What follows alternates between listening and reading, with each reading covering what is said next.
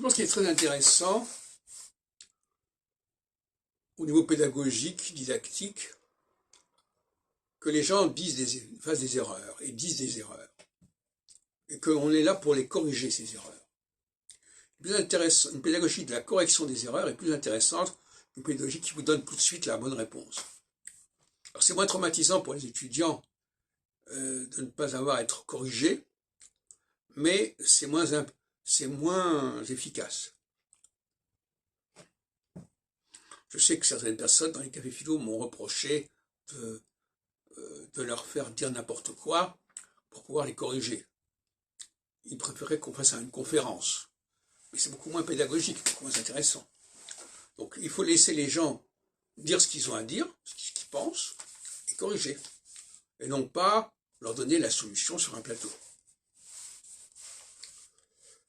C'est pour ça que la notion d'erreur me paraît fondamentale, à tout point de vue. J'ai déjà parlé à plusieurs reprises. De la même façon, par exemple, quand quelqu'un est confronté à une situation qu'il ne comprend pas, il faudrait quand même qu'il commence à se demander où est-ce qu'il a commis une erreur. Où est l'erreur? Où se cache l'erreur?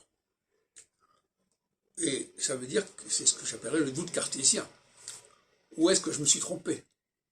En quoi me suis-je trompé? Quelle est la cause de mon erreur?